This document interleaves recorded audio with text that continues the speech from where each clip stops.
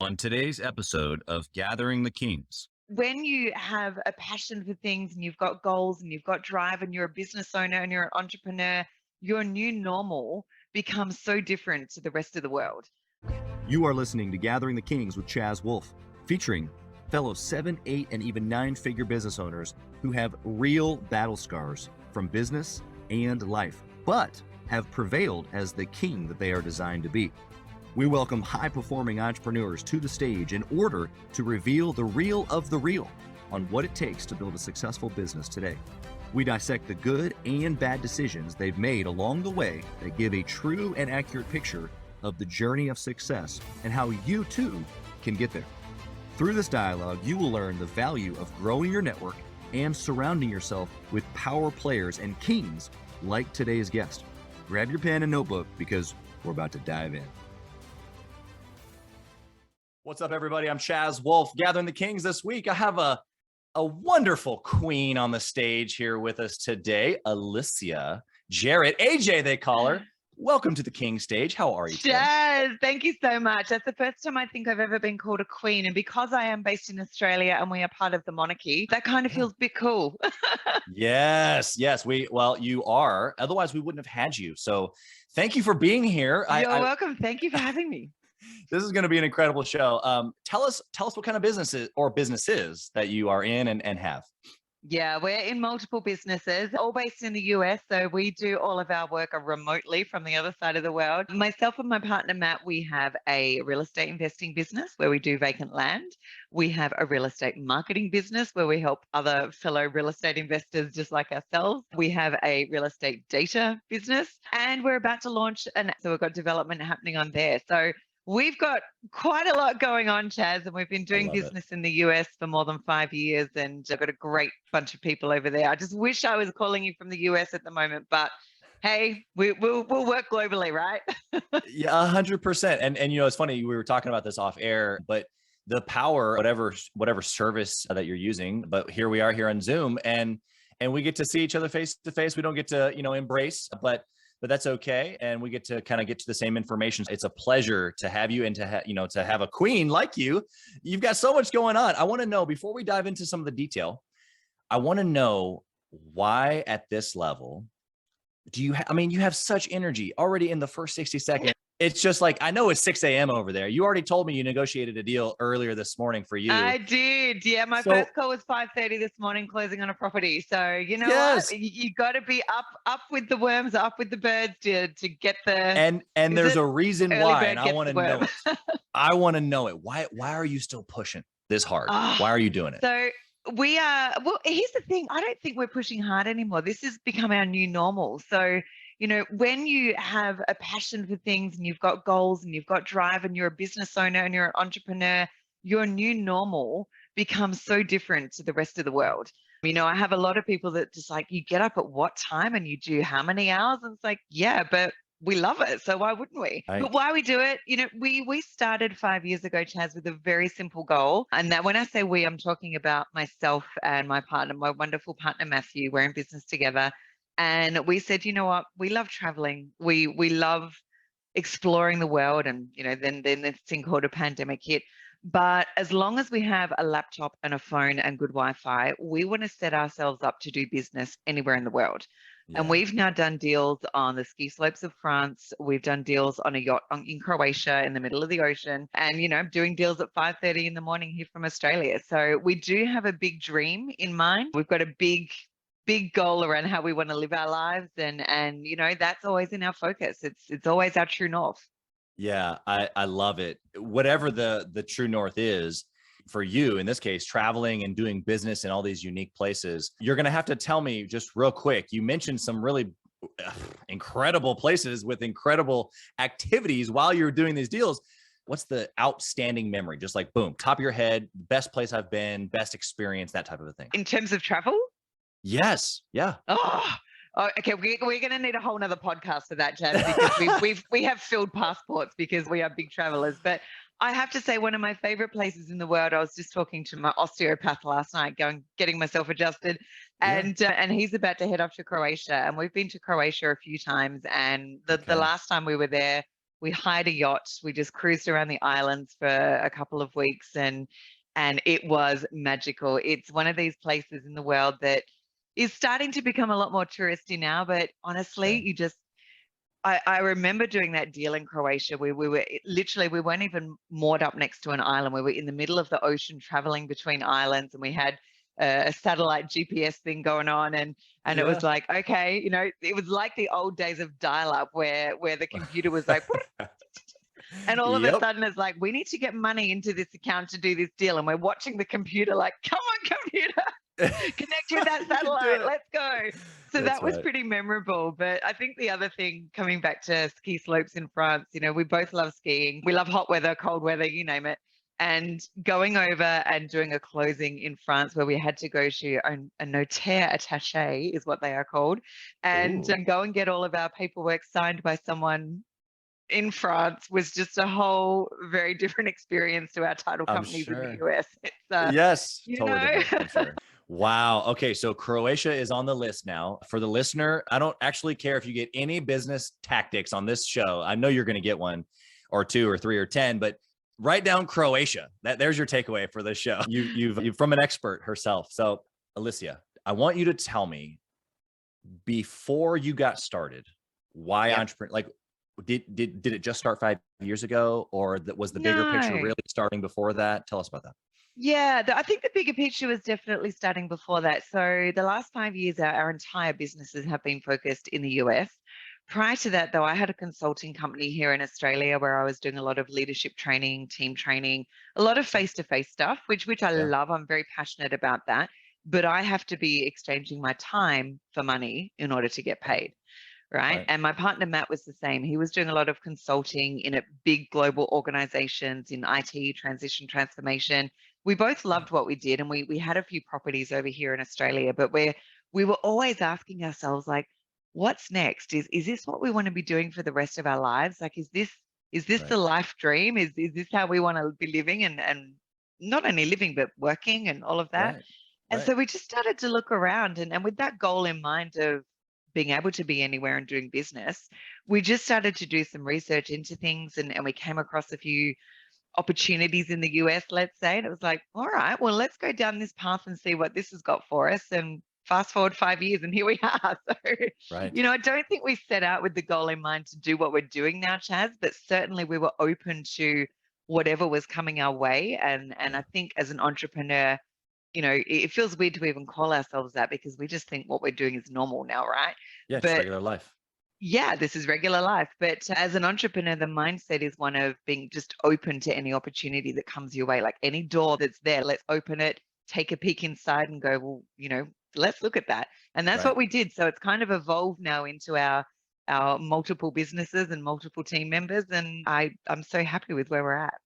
Yeah. I just, I love the progression. I love how, one thing started and led to the next. Also, too, what you said in there, which I'm sure we'll get into, but you had this realization that trading time for money can only go so far.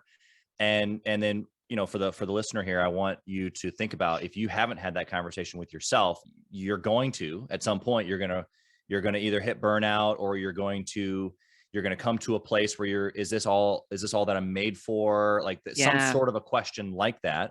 And then it's going to really challenge you in that moment to either go big or go home, or do something completely different, or start a real estate business in another country like Alicia. I mean, I just think that that's that moment where you either decide to stay complacent or average, or you don't. And so Yeah. I love the fact that you didn't. It's literally what makes you a queen right now, as opposed to just still in the average warrior stage in the business, doing Yeah. the X's and the O's. And if I can add to that, Chaz, just one thing, because Yeah. I know so many people who would call themselves an entrepreneur, but what they've done is created a business for themselves that's just another job. And they're like, I've got my own business, but it's like, yeah, but do you have the ability to scale and grow and keep Right. challenging your strategy and moving forward? Because unless you're doing that, you're just creating another job for yourself, right? And that question Right. around exchanging your time for money is still one that will be there. So 100%. yeah, I'm glad you brought that up. Yeah, it was interesting. We had a guest speaker inside of the Gathering the Kings roundtable this past week, actually, and he talked about building your business to sell, but whether you actually plan to sell or not, in order to sell it, you have to have value, and you can't sell your job because the person buying doesn't want to 100%. buy your job. So even just on a simple platform like that of like, okay, I literally cannot have a position inside of my company other than CEO or visionary. Otherwise, I literally don't have much value to sell one day if I were to want to sell. So yeah, and one of our businesses we are positioning to sell in the next few years, and that when you're thinking that way, it does change how you approach decisions in your business, the systems that you put in place, the people that you put in place, all of those things. Because when you're going to go sell something, as you said, it's got to have value, but it also needs to be something that people can pick up and go, well, I can now take this and do something with it. So again, that mindset's always got to be there. Exactly. Okay, so let's get into some of these systems, decisions. You've used all the hot words. So I want to know a good decision that you've made along the way. It could be in the last 5 years or before in some of your businesses, but tell us something that just was key to literally where you are today. So just to go back to where we started in the US. So when we first started our business in the US, Chaz, as well, with real estate, we were doing houses. We did some fix and flips, and we actually went over and bought houses. And I remember one of them, we went over and rolled up our sleeves and went and did demo day with our team. Wow. And you know, we were pretty much like the Australian version of Chip and Joanna Gaines. I'll give you that much, but we don't look like them. But we went over and did that. We did quite a few properties, absolutely fell in love with it, got a really great team in place. Then the crunch point came, and that crunch point was one property that just did not go to plan, and it was because we strayed from our strategy. Our strategy was, let's get lower end properties, do them up to the point that they're nice and they're livable, and let's put families back into homes that there is affordable housing, or what I would call, you know, opportunity housing. Let's give people the opportunity that banks walked away from. So we had a real passion around doing that. And then we just got this one property that was like a diamond in the rough, Chaz, that we kept looking at it going, oh, it's really nice, but what if we did this to it, and what if we did that to it? And long story short, it ended up being, after 12 months of headaches and stress and all these different things, we basically broke even. And it was like, well, you know, we strayed from our strategy, and it got a little bit crazy. But here's the thing as well, that was also at the time when the fix and flip market was, everyone was trying to get an off-market property. Everyone was vying for contractors, you know, keeping good people on the job, trying to get a property at the right money. It was just exploding and going crazy. And that decision point, coming back to your question, I look at that house now and go, that was such a blessing, because that house made us go, time out.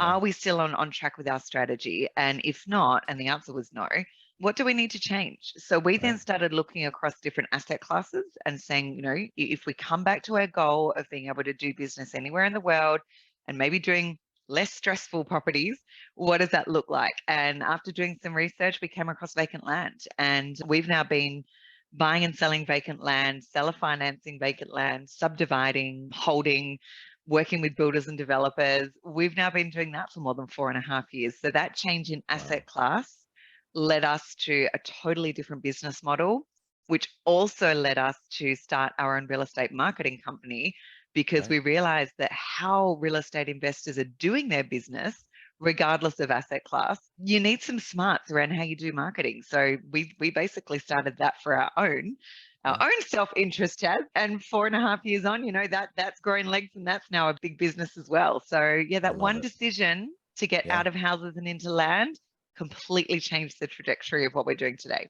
Yeah. And I see, obviously, there's so much packed into this little story here. So I'm going to try to dissect a little bit of this for the listener, but you actually started with a bad decision that led to your good decision, right? But your bad decision of not sticking to your strategy, don't think you're off the hook, because I'm going to ask you for an actual bad one here in a second. But the bad decision led to being honest with yourself. The fact that you were honest with yourself and you were able to slow down and actually, like, are we focused on what we said we wanted to be focused on? Is this even what we want to be focused on even anymore? And so I just see that as totally you guys just being honest, and then the gumption to change your entire business model. What would you say to the person right now who's maybe they're in that same place? They're six figures. They're not at the seven figure plus mark like we are. They're in the daily grind, very similar to maybe how you described yourself, doing the demo, and you do this thing, and you're just like, oh, it probably took a lot of wind out of your sails to just break even. And here you are to have to be honest with yourself. What would you say to the person right now who's considering, geez, maybe I need to be honest with myself, look myself in the mirror. Maybe it's time for a change. What would you say to that person right now? Cool. I would say look in the mirror and look in the mirror hard, but also do what I call future pacing. And that is to go, do I still want to be doing this in 6 months' time, 12 months' time, 18 months' time, 5 years' time? Like if I'm still operating in the way that I am, is that going to lead me towards my goals? And is that going to be fulfilling and, happy? All of those other things that we get into business for. Is that still going to make that happen? Because if the answer is no, then it's actually really brave and courageous to be able to change your strategy and make some decisions around that. Because here's the thing, when we're stuck in the minutia of just trying to, beat our head against a brick wall and keep doing the thing that we said we were going to do, even though it's not working, the rest of the world and the universe is watching us and going, what are you doing? Right. But we're not asking that ourselves. So if you can pause every now and then, and we do this like once a month, my partner Matt and I'll sit down and go, right, are we on track? Is the strategy still in line? Is it where we want it to go? Is our decisions, is everything moving in that right direction? But it takes practice and discipline to keep coming back and having those conversations. Otherwise, you're just a mouse on a wheel and you just keep on going. Now, and I don't want the listener to get confused in this moment of us telling them when it gets hard to question things and change. No, not at all. Right? Not at all. So what's the difference here between checking the strategy and like the temperature, are we still good, versus persistence, like pressing in when things get a little sticky, when they get a little muddy, when they get a little hard, and I need to persevere through this? What's the difference? Yeah. So the difference to me is about outcomes, because getting to the right outcome is often hard. It often requires persistence, right? And not everything's going to go to plan. That does not mean that your strategy is not correct. It just means that you're pushing uphill and you're doing the hard stuff. You're doing the things that everybody else is not willing to do to get to that goal or that outcome. So if things are still getting to the right outcome, and even though that might be difficult, if the outcome is what you set out to achieve and you're getting that, well, that's okay. The fact that it was hard, there's lessons in there to be learned around, well, what was hard? And then in that, what do we need to put in place with a system or a process or a person or different things to make that not so hard next time, so that our outcome's still there, but we're making it easier to get there every time. Yeah. So for me, it's all about the outcome. And if the outcome you're getting to is all of a sudden not what you keep expecting it to be and not in line with your strategy and where you want it to be, then that's when you need to ask yourself the question, not because it's hard. I think that's a really awesome distinction that you've made, Chaz, because, there are a lot of people that try and get into this business of real estate investing or owning their own business or whatever it might be. And they've got these goals in mind and it gets too hard and they give up. And it's like, there are stats out there that most businesses don't last more than, if you're still in business after 12 months for yourself, then you're in the top 5%. If you're still in business with yourself and doing well, within 2 years, you're in the top like 3%. So many people start and give up, but you've got to continually ask yourself that question around, is it just hard? Someone said this to me a while ago and it really stuck, is that hard is not a fact, it's a feeling. Say that again, hard is not a fact, it's a feeling. Because what might be hard for you might not be hard for me and vice versa. That's right. Yep. So I think checking in on, is this just hard or is this just a problem that we need a good solution for?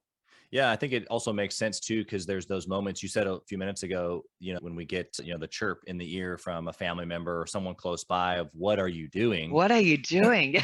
We've had and there's sometimes, 100%. Well, there's times where the point a few minutes ago was you need to be asking, what are you doing? But then there's also times like where you said, where you're pushing uphill, you're really just you're in the persistence. You just need to press in. You just need to do what's hard. And that's usually when someone close by comes by and goes, bro, what are you doing? Why did you get up at 5:30 and make a deal? Why are you on a podcast at 6 a.m.? Why are you working all these hours? Why are you doing this? Why? And to your point, to the actual answer of all this is that if you know the result that you're after, like super clarity and super clear on like the true north of where is it that I'm going? What is it that I want? Then the whispers don't matter. Then that's what presses you through. Correct. Couldn't agree more. So let's flip the coin. What is the bad decision that just like rocked the whole boat? It almost deterred you from being an entrepreneur forever. What was it? Give us the juicy details. Oh, there's quite a few I can give you, but this one probably wasn't a bad decision, apart from that house that I told you about before. It wasn't a bad decision per se, but it was probably a lack of judgment on our side, which you could also Okay. probably coin into a bad decision. Sure. So when Yeah. we first got into vacant land and we did our first marketing campaign out, we were all systems go. It was like, right, let's look at which market we want to be in. Let's look at what types of properties we want to go after. Let's download our list. Let's get our mailing ready. Let's get our marketing ready, and off we go. So we sent out a couple of thousand letters and waited. And it was like, okay, when's the phone going to ring? Is this going to happen? And a few weeks went by and it's like crickets. And we thought, what have we done wrong here? And then finally the phone rang. And, in the early days, we were doing everything in our business before we put a team in place. So I was speaking with sellers and buyers and doing everything. I'll come back to why in a moment. And it was this wonderful woman on the end of the line who said, I just want to check if you've stolen my identity, because I'm getting all these phone calls for you guys and I have no idea who you are or why people are calling me. And so what had actually happened, this poor woman, she was so wonderful. We wrote our phone number and we did a typo and got one digit wrong. Oh, no. And so all of our marketing went out with the wrong phone number on it. And it was like, oh my goodness. So this poor woman was getting all of our calls for all of these properties, and bless her, she was in sales. And first of all, we just apologized profusely. And then I said, look, this is what we're doing. We're buying vacant land. We've got a lot of people that we've marketed to. Now that we know what we've done, we'll go back and fix that. But how about you work with us, and on a daily basis, if you can feed through the leads to me, I'll reimburse you. Yeah, we'll give you a cut. And she was up for that. So, we turned the bad situation into good. But I guess the moral to the story is, when you're trying to go at 1,000,000 miles an hour, sometimes you don't stop to check the minutia. And the minutia can railroad you if you don't get things done correctly. So now we've got checks and balances in place on, again, that led us down the path of when we're doing marketing campaigns, and we've come so far from there to where we are now. When we're doing our marketing campaigns, even if it's for ourselves or for our customers and supercharged offers, we have checklist after checklist after checklist for every step in the process, because that one thing you get wrong can be pretty catastrophic. Yeah, 100%. And even to that end of it being catastrophic, it wasn't. And so even in this terrible thing, it's not like anybody died, and your business definitely didn't die. And so I want to encourage the listener to, even as bad as it was, you're still here and super successful. It worked itself out. But the takeaway is, pay attention. And once you do something like that, it's so simple, so little, that can be solved with a checklist. It can be solved with an SOP. It can be solved with a person following some guidelines. So I love how simple that one is, actually, because I think entrepreneurs, I think everybody, just generally speaking, doesn't realize the power, an actual checklist, not just a checklist in your mind, but an actual written down. And then the next step, I would even say, just because again, I run retail franchises and even cleaning checklists for properties and such, it's like literally all the way down. Not only is it a written checklist, but you got to check it literally, and then you got to sign your name at the bottom. Yeah, because that's when people will actually make sure that each box is done. Let's continue the conversation around disciplines or processes around your decision making. Is there a certain step-by-step or a certain mindset that you have when you're putting a decision into play, that way you can try to make good decisions nowadays? I guess the mindset is always one of, is this helping us grow, and is this helping us get more towards our goal? And certainly with Matt and I, whenever we're sitting down and making a decision about a property, about a business, about the team, about anything. And I've got to say, when you've got a partner that you can talk about this stuff with, it is awesome. Yeah. So for anybody listening out there, if you're on your own in your business, find someone to network with that can be your accountability person, the person that you bounce ideas off, but make sure that there's someone that you want to level up to as well, not just someone that wants to keep you safe. So yeah, I guess regularly it's that check-in of, well, if we make that decision, what's the flow-on effect? Does that decision serve our customers even better? Does that decision grow our business in the direction that we want? Does that decision help us get closer towards our goal? Now, here's the thing, Chaz. A lot of the decisions we make are pretty big ones, like, let's invest a couple of $100,000 in a database and start to grow that. That's not an easy decision. But when you keep coming back to, is it the right decision? Even though it feels hard, because talked about, hard is a fact, not a feeling. Even though it feels like a big decision and a challenging decision, if the logic all lines up and it all makes sense, well, you got to go for it. Yeah. As the minute you start to hold yourself back from making those bigger decisions that help you to grow, help you to stretch yourself, a lot of these decisions that we make, I'll be honest, they're scary. Like some of them are like, are we really doing this? And it's like, all right, well, we've got to back ourselves and go for it. But I think the flip side of those decisions is really always asking yourself, okay, so what if this doesn't work? What's our exit strategy? What's our plan? What do we then do if this decision we're making isn't the right one? How do we know when to push stop and reverse and take it in a different direction? So knowing all of those things up front, and you're never going to know all the answers, but at least having the conversation and thinking about it, that's kind of where it's at for us. Yeah. I mean, first off, incredible answer. Let me break this down. Number one, you said you got to know what you want, and does the decision help you get it or not?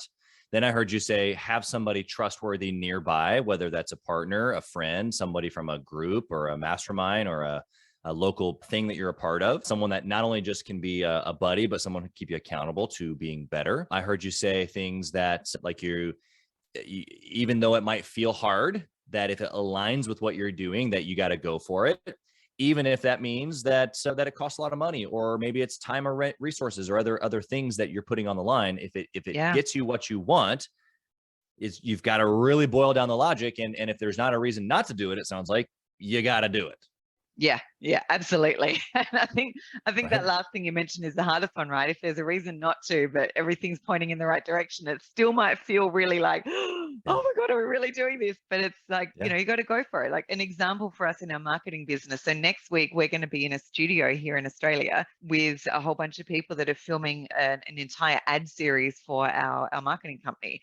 Wow. And we're going to be taking that big. And the fact that we're now getting ads done and going down the path of doing this like retargeting campaign and using actors with American accents and a whole range of things is really cool. But again, That's 12 awesome. months ago, I wouldn't be sitting here going, so how do we build ads to take our brand from here to here and do this, this, and this? And again, we're investing heavily in that, but it's a decision that you go, well, unless we want to stay safe and stay where everybody else is operating, we need to do the stuff that other people aren't doing or aren't willing to do. So yeah, it's pretty cool. I can't wait for next week. I'll keep you updated.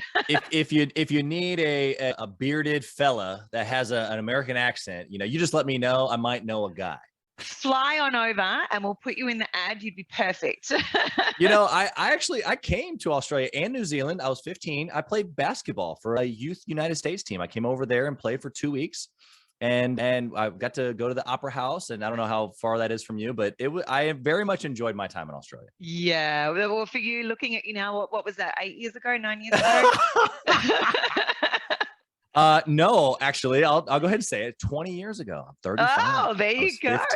20 years ago. Amazing. Yeah, it's I live in Melbourne, Australia, so not in Sydney, but Melbourne's very cool. So next time you come over, come and say hi. That's great. My wife actually lived in Melbourne when she was a kid. Her dad did some research over there for the University of Missouri over here. So there you go. Very cool. Okay, so let's transition here a little bit. I got the speed round. I got questions here that I want you to give me a one-word answer to, if possible, but like the king of coming back and getting more answers. I'm the queen of talking underwater, so be careful what you ask. Yes. Love it. The synergy is amazing here. Okay, so the first question is, if you could only pick one metric in all of the businesses, one metric to track forever and ever is boiled down to one, what would it be? Profit.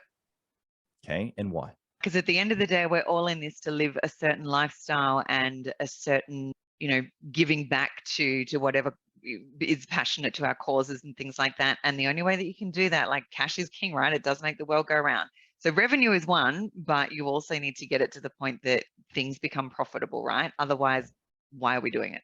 Yeah, exactly. Okay. Hate to say it, but money's at the center of it all. It is. I've said this to plenty of other entrepreneurs that I've interviewed and or just been in their life. It's like, we always want to get the feel good. I'm doing this for certain purposes or my greater calling or the people I want to donate to, which is all great. I have all of those things.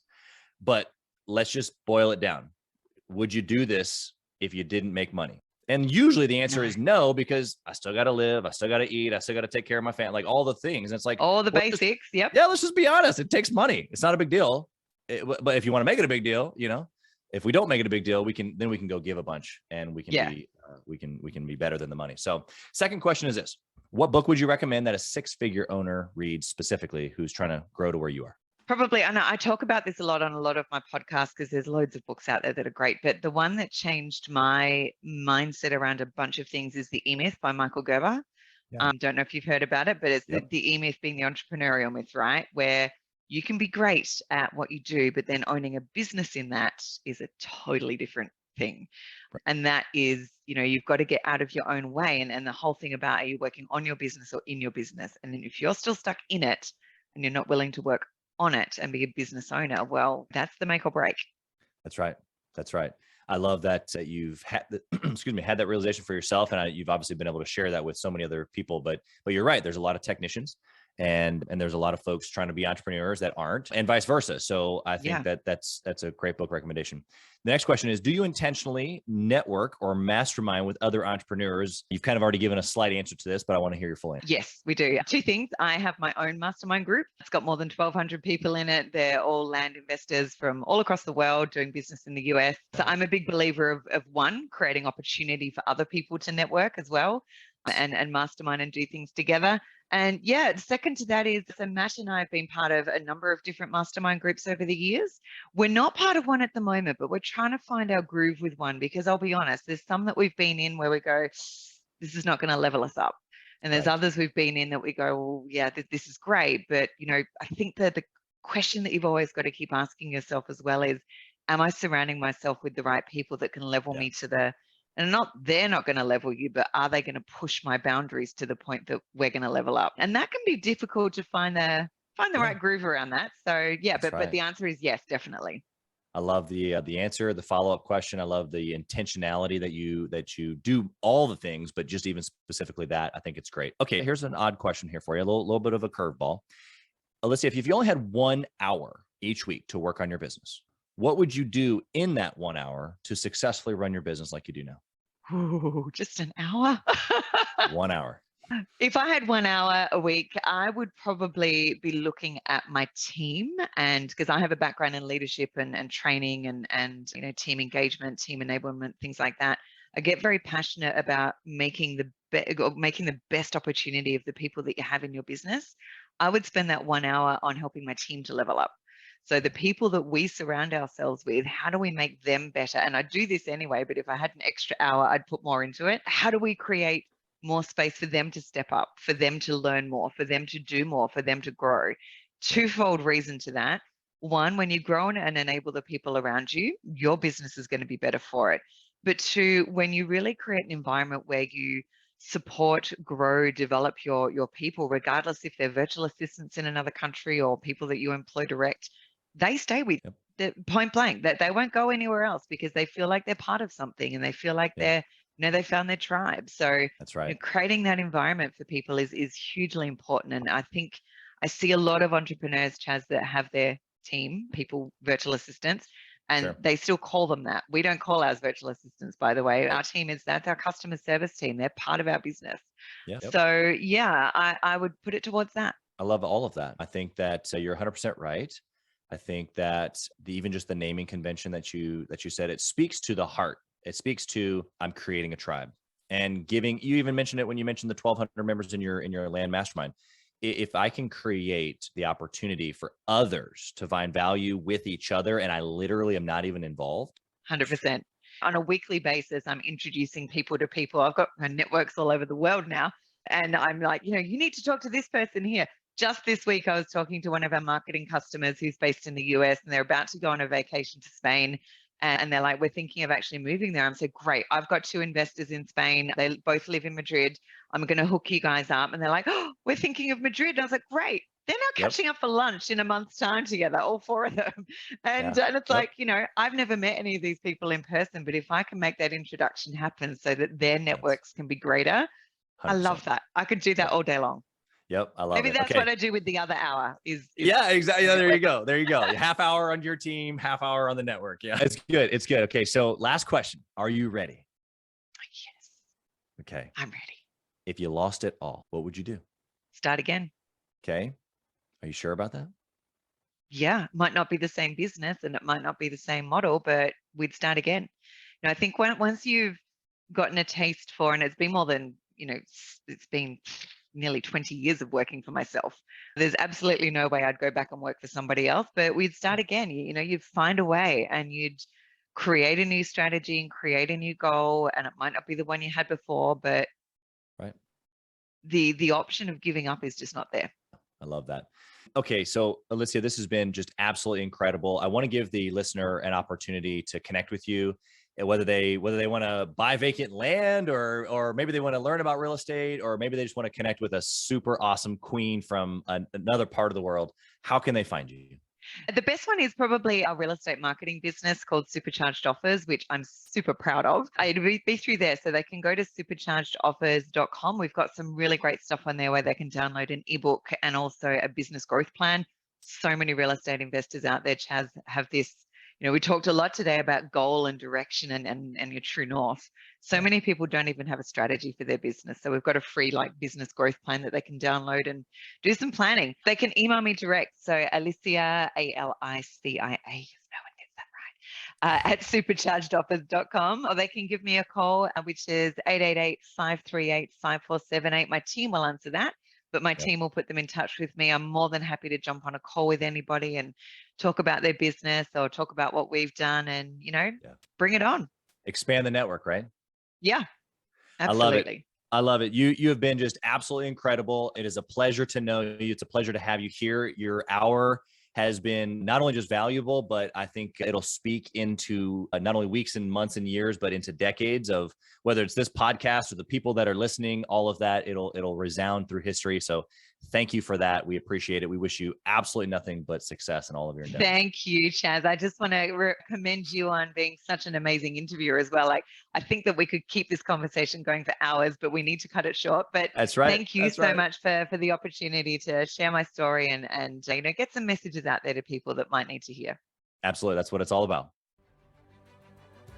Thanks for listening to Gathering the Kings. We hope you got a ton of value today and learned a thing or two about taking your business to 7 figures and beyond. If you desire more and want a community around you to help you get there, I want you to go to gatheringthekings.com. That's gatheringthekings.com. And I want you to apply for our next Becoming a King 90-day intensive. We are extremely exclusive by nature as a group. What that means is that we're really wanting only the entrepreneurs who take their business and targets super serious to apply. So if that's you think you got what it takes to level up your business, I want you to go to gatheringthekings.com and apply. And we will see you on the other side.